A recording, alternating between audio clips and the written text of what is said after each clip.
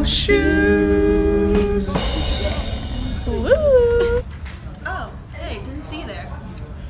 For this portion of our video, we interviewed several employees from Garden State Plaza on how shoes influence and affect their lives. How many pairs of shoes do you own? I don't know,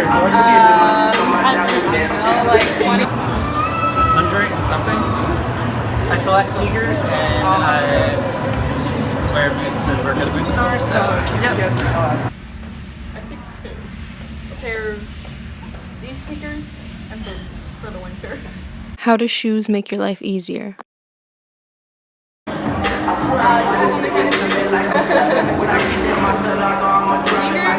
they help with running, they help with working out. I like to run, so they're really good for running. As long as you get the right shoes.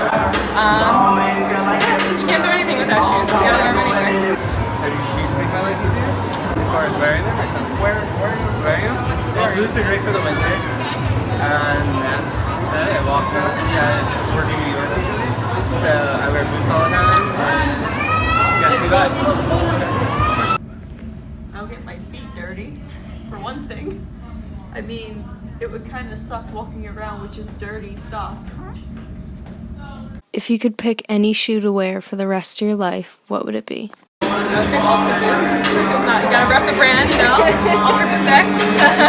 They're really good. They're really comfortable running shoes. I like them a lot. Nike Air Max 97. It is. As I said, like shoes, they're comfortable, but Or heelys. And what are the materials that you look for when buying a shoe? I don't know so much materials, but like sole support, which not to like sound like a commercial, but this has great sole support. I really also like the fabric material, which is, I mean, a lot of shoes do that from any company, just because it lets your foot breathe. It's not stiff and like the laces don't dig in, you know what I mean, on the top of your foot. But yeah, that's what I got. Thank you. for boots, leather, you always want like a good soft leather, and then you can condition it, and then it'll last you forever. Thank you. No problem. Happy to help. I just want a shoe to function, honestly, maybe not fall apart within a year. So, honestly, anything. That's beautiful. Threshold 3. New chemical elements. The universe was a simple place until the first stars aged and died.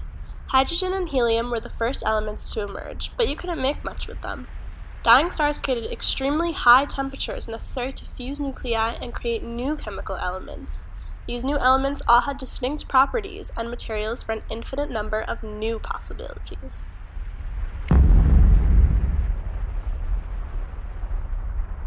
Now you may ask, what materials are really inside shoes? Here I broke down 2 types of shoes, a running shoe and a Timberland boot. A running shoe is made up of 3 main parts, the upper, midsole, and outsole.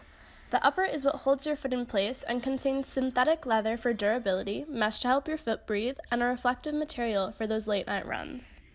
The synthetic leather is broken down into a plastic coating, usually a polyurethane, on a fibrous base layer, typically a polyester. The polyester is made from an acid, benzene 1,4-dicarboxylic acid, and an alcohol, ethane 1. The plastic is made up of chlorine, carbon, and hydrogen. The midsole is the most important part of the shoe. It's the base layer. It contains ethyl vinyl acetate, more commonly known as EVA, which is the cushioning of the shoe. This is made up of the elements carbon, oxygen, and hydrogen. Polyurethane is a very durable cushioning under the EVA. It is made up of carbon, nitrogen, oxygen, and hydrogen. The outsole is what has the tread for traction, so you don't slip inside while running. It contains a very durable carbon rubber, which is the same materials that tires are made of. Carbon rubber is made up of oxygen, carbon, hydrogen, and phosphorus. Now, the Timberland boot.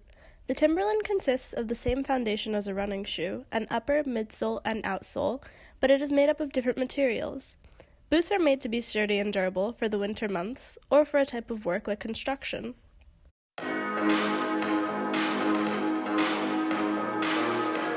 The boot contains a leather upper made of animal skin and a leather lining also made of animal skin. The steel toe in a Timberland boot consists of iron and carbon. The nylon laces are made up of carbon, hydrogen, nitrogen, and oxygen. The rubber outsole is made up of carbon, oxygen, hydrogen, and phosphorus. And lastly, the insulation, made of polyurethane, which is made up of carbon, hydrogen, nitrogen, and oxygen. Threshold 6, collective learning. Collective learning is a process of preserving information, sharing it with one another, and passing it to the next generation in order to help create entirely new forms of complexity. Collective learning played a big part in the evolution of shoes. Sandals are the oldest form of footwear in existence. Historians have found evidence of sandals being worn as far back as 40,000 years ago.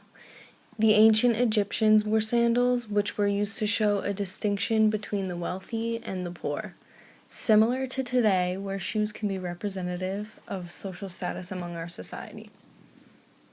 Throughout hundreds of years up until today, humans have collectively learned how to improve shoes needed for specific disciplines by creating footwear such as hiking boots for added grip and traction when walking on rough terrain, running sneakers to help propel runners forward, or steel-toe work boots for protection against hazards on a construction site. These inventions were to be far more efficient in function and purpose rather than just for fashion.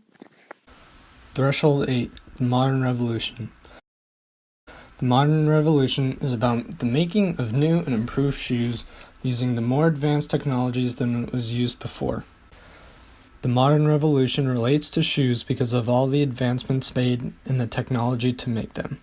For instance, leather used to be a raw material. It was harvested and then immediately used for shoes. Now, with certain machines, it is harvested, then processed through chemicals and made to look shiny and fresh.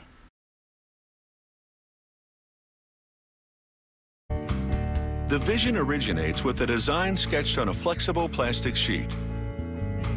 To help the stylist perfect the design, they put it on a rigid foot form called a last.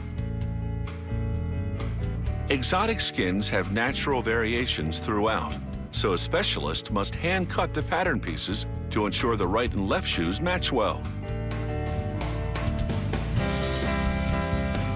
They use a splitting machine to shave off a layer from the underside, equalizing the thickness of all the pieces. Then a skiving machine thins the edges, so the pieces will be easier to sew together. They punch decorative holes into certain pieces with a manual press, so it's up to the operator to make sure the distance between holes is consistent. The top of the shoe is called the upper. They sew together the upper pieces, then hammer the stitches to make the seams smooth and flat. Next, they glue a narrow leather strip along the border of the upper to hide the leather's unfinished edge. This also produces a decorative trim.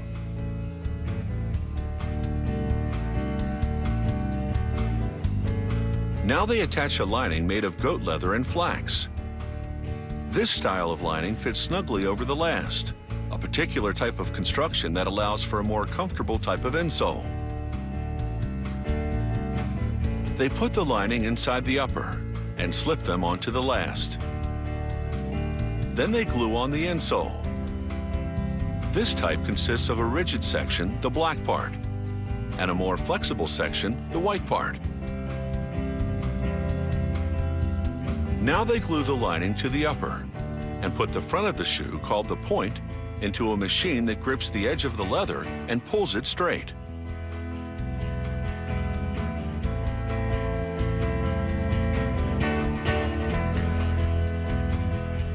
The next machine's mechanical fingers wrap the edge underneath and glue it, pulling evenly all around so that everything's symmetrical.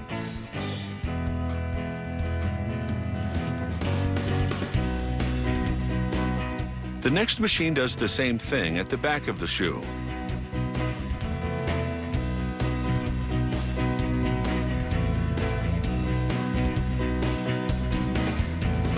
They grind down the leather edge, creating a flat, even surface that's ready for the sole.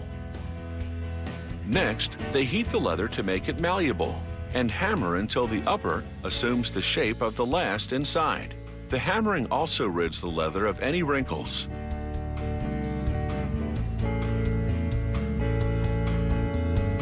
They coat the underside with glue and carefully position the shoe's leather sole.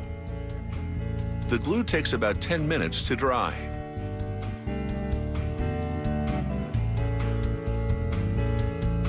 Then they run the edge of the sole through a splitting machine.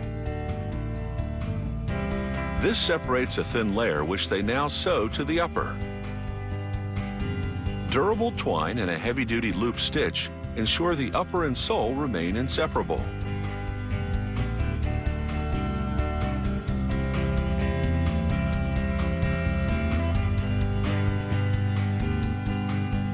To hide the stitching, they glue and grind down the edge.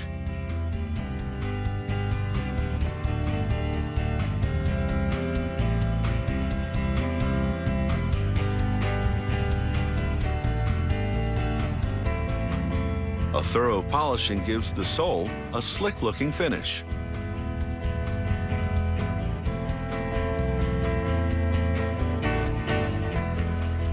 Every pair of shoes this factory produces. From a physical improvement to being able to participate in a society, shoes can improve quality of life, offer support for inadequate arches or excess pronation, express one's self-confidence, or enable a person to work in hazardous conditions. Shoes not only help our feet to heal, but can also aid in support and stability of our foot. Not all feet are perfect, so properly fitting shoes can help align your feet, ankles, knees, hips, and back.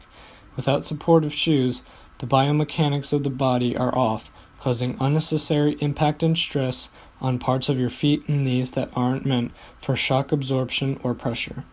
This can eventually lead to back, knee, and foot pain. Different types of shoes are used for different occasions, such as heeled or black leather shoes are worn for more formal gatherings. Sneakers are used for athletics, like sports and exercising. Sandals or flip-flops are used during the warmer times of the year and are the most common. Boots are used for the colder times of the year and protect people's feet from the extreme cold. A little big history of shoes.